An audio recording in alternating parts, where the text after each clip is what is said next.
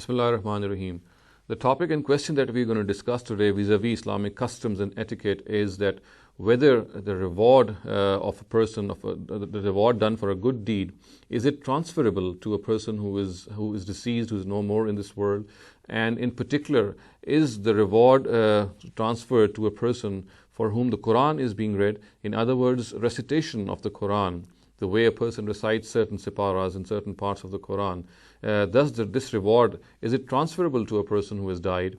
This question has assumed a lot of importance because we see that today there are many customs related to burial and after burial rites, which are found in Muslim societies, in which we know that Qul, or the 40th day, which is called the Chihlum, or for example, people also get together on Thursdays, and they recite the Quran, and then they ultimately make this dua, this supplication, that the reward of this Quran read should be transferred to such and such a deceased person.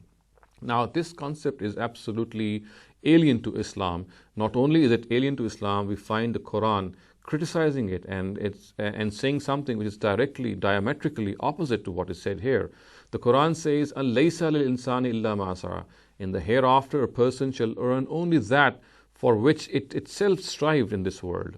So therefore, there is no question about the fact that one shall be rewarded or punished for what one does in this world. Absolutely, on the basis of his own deeds shall a person be punished or rewarded.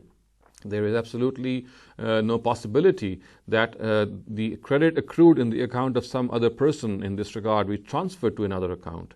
And not only this, we have to also analyze the fact that this is something which is non-existent in the times of the Prophet.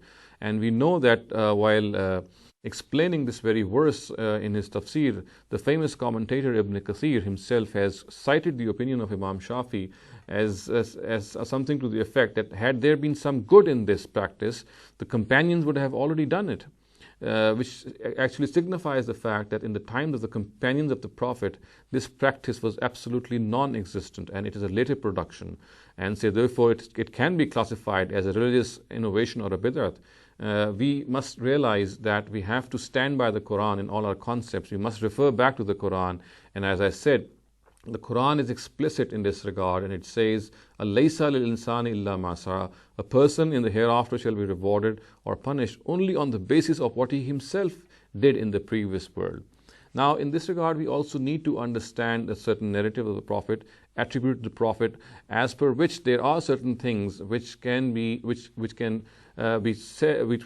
classified as acts which actually transfer the reward of certain good deeds done in this world to a person who has died. If we analyze these three things which the Prophet himself has said, we'll find that they are not cases of Esaal Sawab. Absolutely, they are not cases of Esaal Sawab in whatever sense of the word. They are something actually which, again, as I said, the Quranic verse has alluded to. "Alaysa lil insani illa ma sa'a." These are instances in which a person had initiated a certain pious deed in his own life, and then the reward of that pious deed is being transferred to him.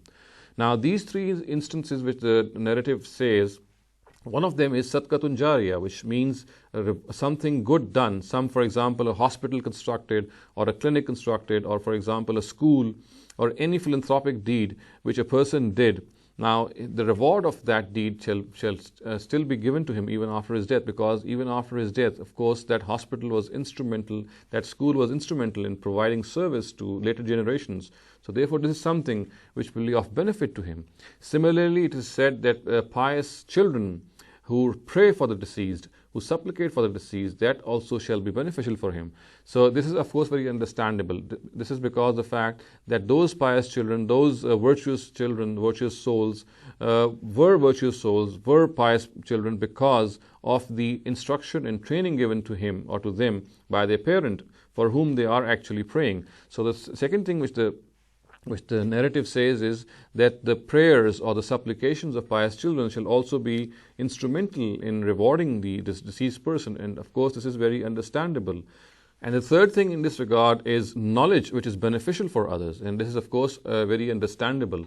A person, if he leaves some book maybe, or some students who further the knowledge that he had himself, for example, gained in his own times, and he leaves behind this knowledge, and this knowledge is beneficial for mankind, then this too will be instrumental in rewarding that person. So we can sum up by saying that only and only the reward of those deeds will reach a person which he himself initiated in this world.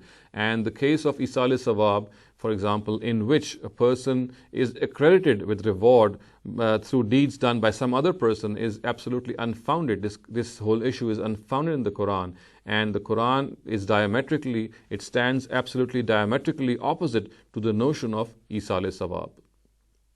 أقول قولي هذا واستغفر الله لي ولكم ولسائر المسلمين والمسلمات.